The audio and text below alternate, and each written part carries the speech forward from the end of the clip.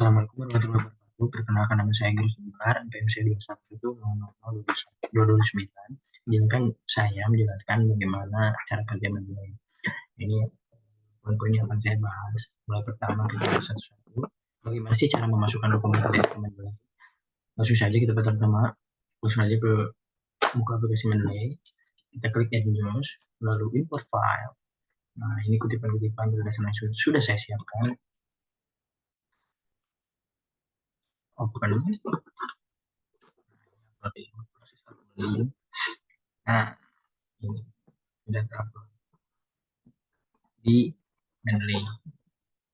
Ini kutipan nanti akan saya jelaskan ke poin-poin selanjutnya terhadap materi yang sudah saya siapkan.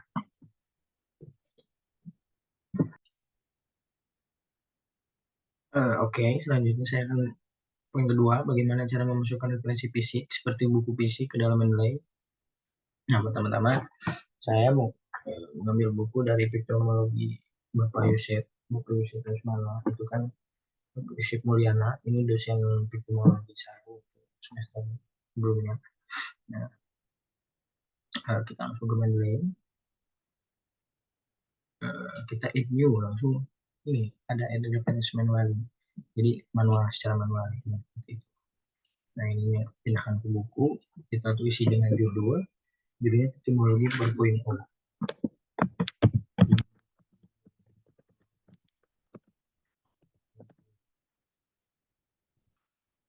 autornya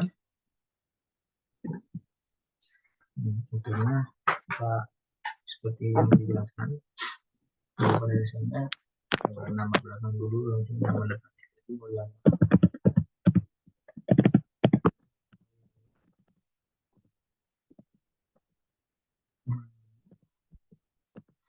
Yusef.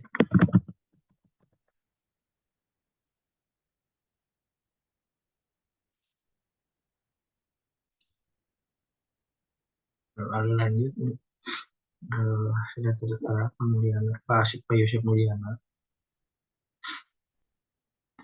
tahunnya saya tahun 2022, halamannya dari halaman 1 sampai halaman 227. Volume tidak ada. Edisi cetakan kedua, editornya tim India.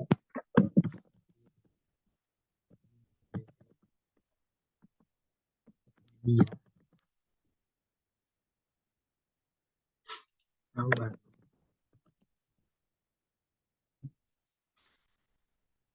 Publisher penerbit juga yang DPP dia.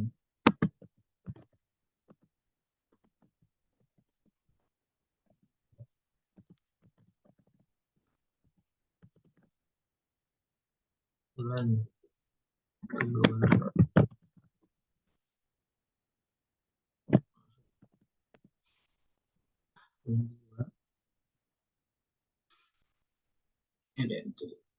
Nah, sudah tertera beberapa dasarnya, sudah dimasukkan setelah manual buku karya dari Pak Yusef Mulyana. Ini sudah termasuk nanti untuk pengutipan bila yang mana nanti mengutip salah satu kata dari buku Pak Yusef. Oke, langsung selanjutnya saya akan menjelaskan poin ketiga. Tunjukkan dalam Mendeley apa itu metadata. Metadata itu ini. Tadi kita udah memasukkan buku dari Pak Yusef Mulyana secara manual. Kita lihat datanya seperti apa. Kita klik. Nah, itu disebut metadata symbol information.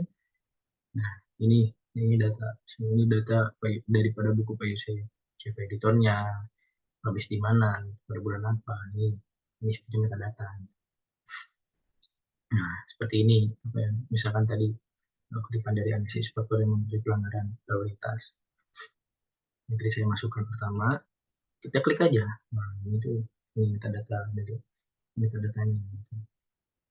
Bicara lengkap dari jurnal ini. Selain daripada buku tadi Pak Yusef.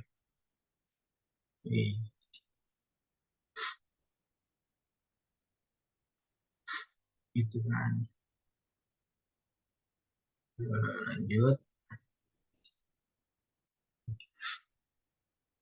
Nah, tadi selanjutnya kan tadi udah saya menunjukkan bagaimana ataupun cara melihat metadata. Lalu saya jelaskan bahwa pada dasarnya kenapa harus kita memasukkan metadata secara benar, karena dalam pengutipan itu tidak boleh asal. Kita mengutip karya orang lain harus menjelaskan kutipan-kutipan tersebut itu secara benar untuk memasukkan, apalagi yang manual, mulai dari isi bukunya gitu, karena bukunya sudah mereka nge-publish tuh ada penerbitnya, ada editornya gitu kan, diterbitkan kapan, lalu di mana gitu. Nah itu tuh untuk sebenarnya eh, dalam melakukan kutipan, nanti kita melakukan kutipan dengan benar gitu, dan tidak asal gitu. Lalu saya menjelaskan poin kelima, jelaskan bagaimana kerja menilai. Sebenarnya kalau kerja menilai dari awal eh, itu tahap pertama ya, kita masuk masuk untuk memasukkan semua isi-isi daripada kutipan seperti ini. Saya akan contohkan. Ini saya baru memasukkan 5 kutipan ini untuk pada dasarnya eh, memberikan kutipan, bukan memberikan, menandakan kutipan apa saja yang pada dasarnya saya ambil dari jurnal-jurnal ataupun buku yang saya kutip gitu, seperti itu. Terus, lalu sebenarnya itu teori. Biasanya saya akan menjelaskan dan mempraktekkan secara langsung bagaimana alur kerja, karena pada dasarnya tadi saya sudah memasukkan, nah ini memasukkan ini, dan pada dasarnya word saya sudah connect gitu. Kalau connect itu kan ada dengan memasukkan akun Word gitu, akun Word Microsoft gitu, Microsoft saya gitu, kemudian nanti kan ada nilai ada tanda nilai site gitu. Nah lalu sebelumnya ini tuh nanti kita masukin aja gitu, update from library gitu. Nah update from library gitu. Nah ini muncul kan, muncul ini saya dua kali ini yang muncul kutipan-kutipan yang berdasarkan akan dimasukkan ke dalam tulisan saya, dan memasukkan eh, kutipan yang berkaitan yang saya ambil atau yang saya kutip itu.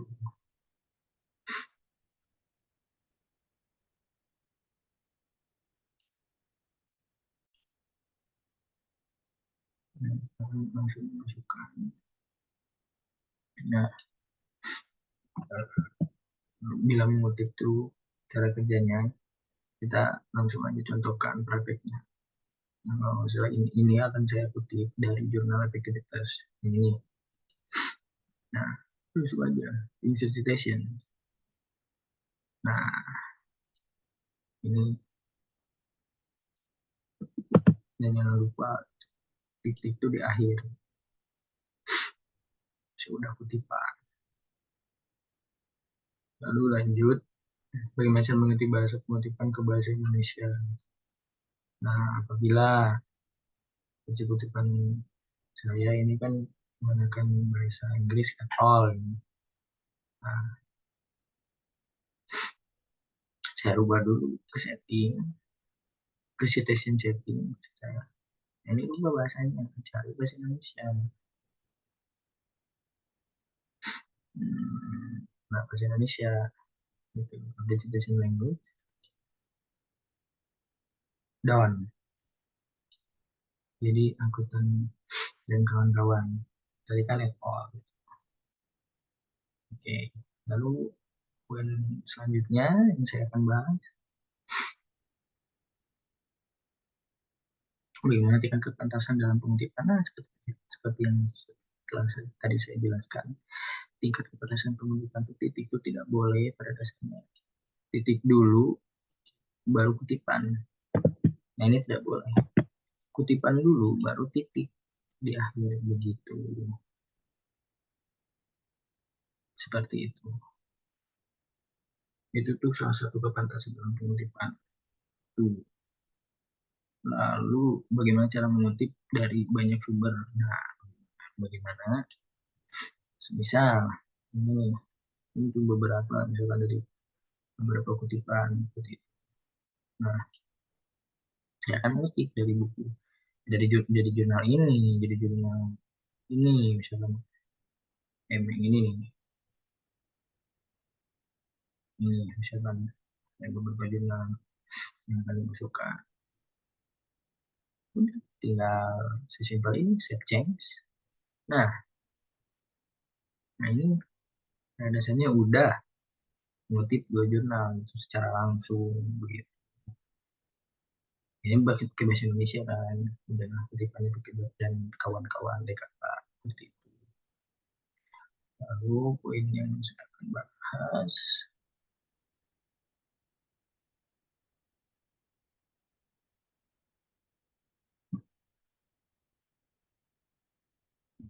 selanjutnya yang saya akan bahas ini. Lalu saya akan biasanya akan mengganti dari pengutipan tinggal pada saat tinggal station setting dan tinggal change station setting style kan tadi membuka Amerika Persekutuan ini misalkan mau ganti semua ini tinggal update station seperti itu Amerika ganti lagi misalkan ke nature update station seperti itu. Lalu poin selanjutnya yang akan saya bahas bagaimana cara misalnya menambah halaman. Bagaimana cara menambah halaman bukan lagi dari kata saja dan mudah.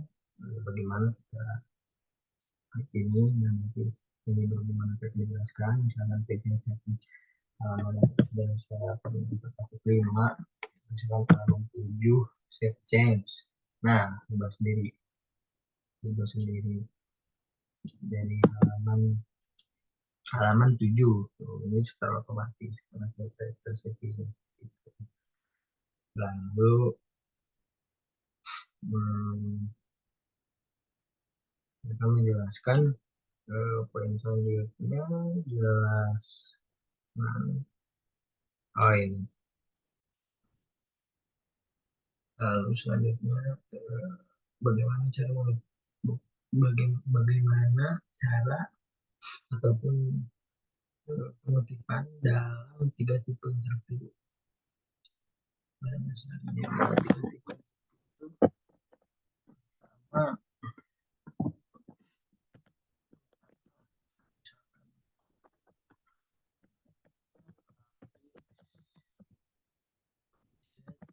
interview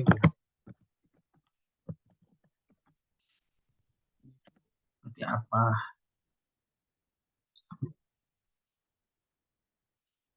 Nah, kondisi interview itu seperti apa? Nah, ini saya urutkan.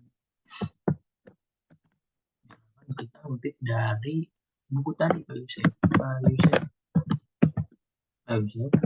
mengatakan buku pada tahun 2022 kita mengambil kutipan dari paragraf berapa. Nah, sebenarnya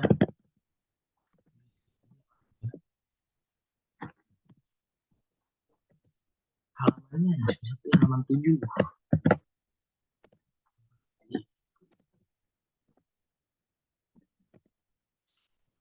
Terus selanjutnya ada yang namanya personal.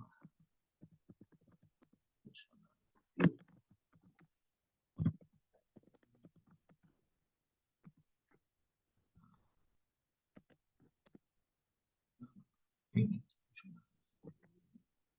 apa? Itu saya coba pernah.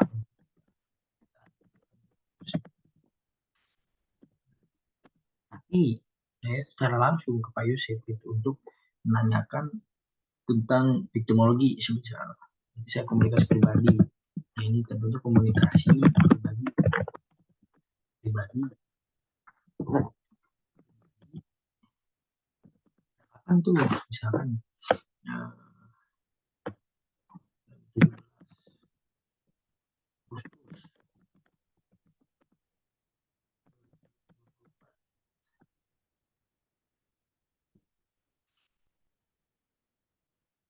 Jadi di sini juga di koma dengan titik dulu. Lalu itu lagi ada yang namanya partisipan interview yang disebut research partisipan interview gitu. Research.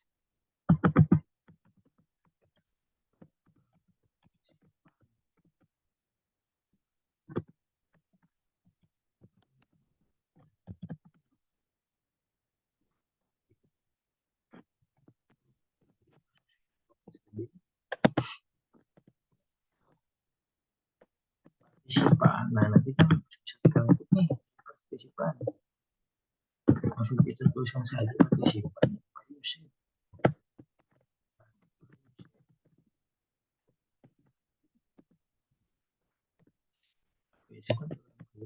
Pria. Misalkan PUC berumur 45 tahun.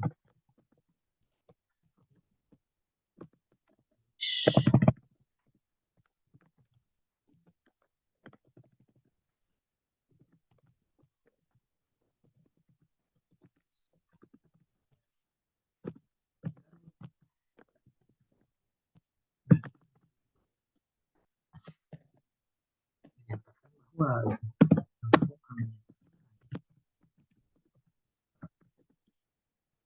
apa isinya, misalkan apa, mesti misalkan etimologi, bla bla bla bla.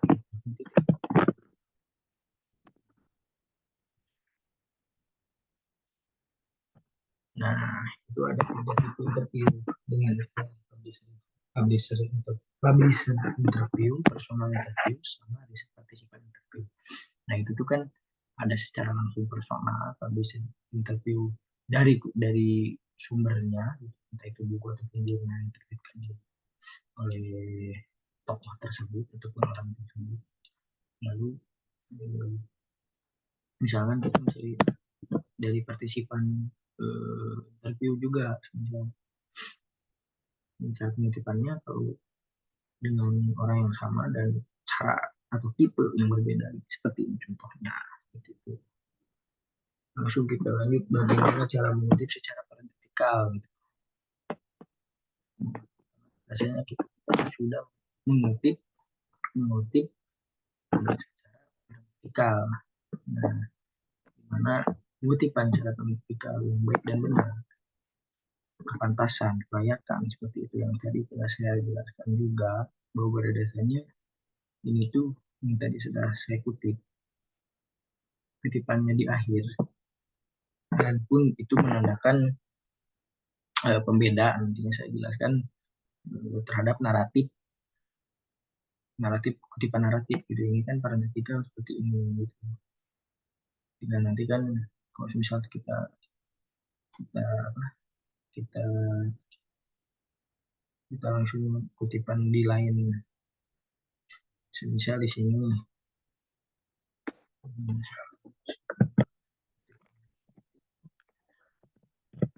tiga titik, pantasan ini kan itu sebelum titik gitu.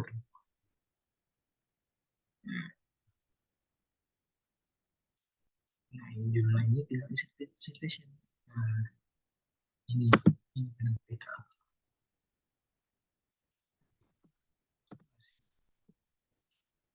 Dengan benar lanjut ke poin 12, bagaimana cara mengutip secara naratif.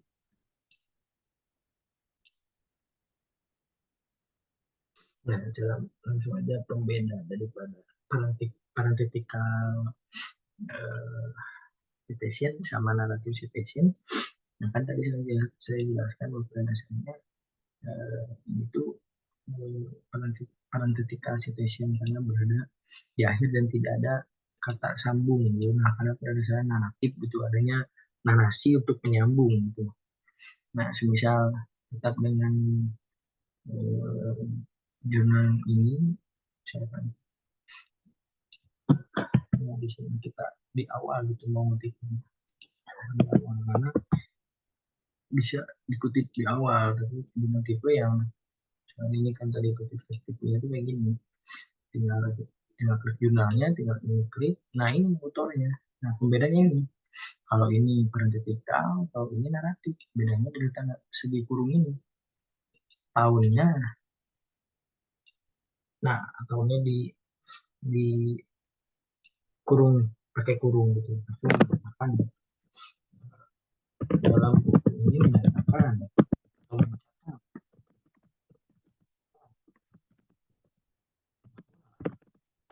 pasca sarjana berlaku pasca berlakunya undang-undang jalan ya kan jalan tidak menjadi arena bla dengan. Nah ini pembeda dari apa sih parenthetical citation sama narrative citation. Langsung jelaskan tentang kutipan langsung apa maksudnya dan kapan sebaiknya. Dan selanjutnya poin 14, jelaskan tentang kutipan langsung apa maksudnya dan kapan sebaiknya lakukan. Nah itu tuh saya langsung contohkan seperti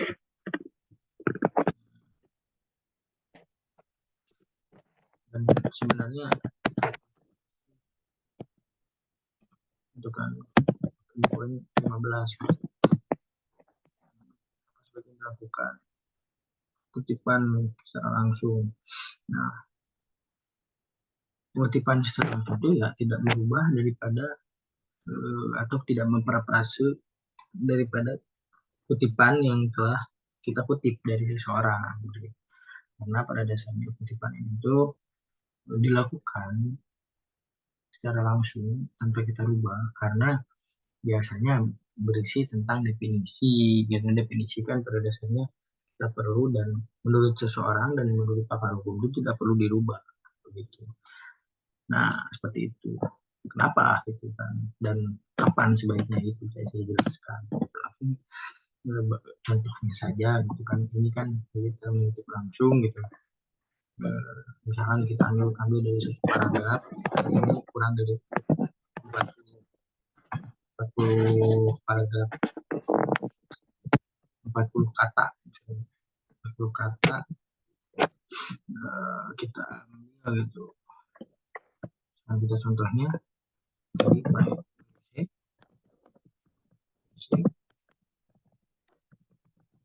dan kawan-kawan.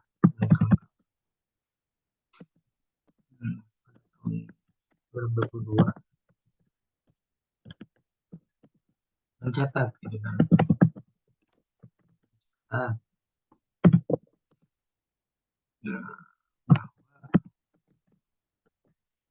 Victimo ya ini tetap pada kutip dia kan menyatakan pengertian seperti itu.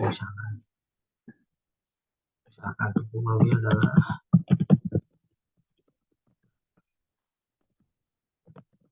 ilmu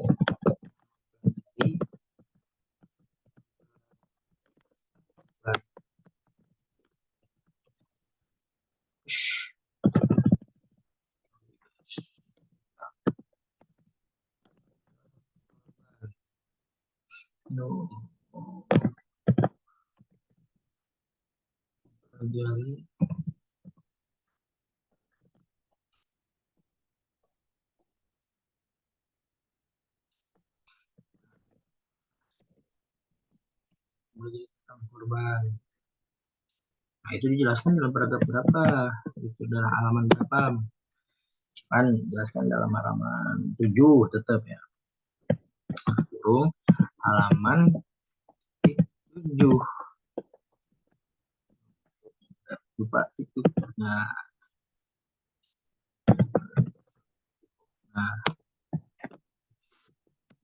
ini kurang dari 40 halaman. Lalu kan poin selanjutnya misalkan kutipan selanjutnya itu mengenai pengertian dalam itu bedanya apa, misalnya pengertian dari perspektif apa seperti itu kan, itu kita mau mengatur seseorang misalkan dari doktrin doktrin pakar hukum siapa misalkan dalam buku itu, ya, bedanya apa dalam tulisan, bedanya eh, kita copy dulu misalkan dalam teks itu seperti apa yang menyatakan eh, ini, itu copy dulu teksnya, bukan copy gitu, itu seperti apa, bla bla bla.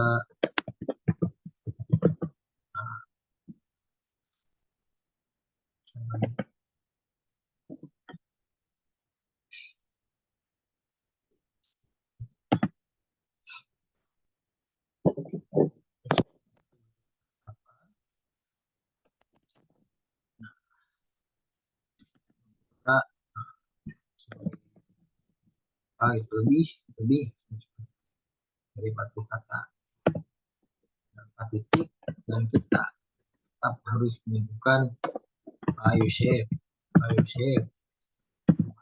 tahunnya grup kedua, sama halamannya itu ketik berapa, halaman berapa, tapi misalkan dari halaman 7 enggak lebih, halaman 45, 24 itu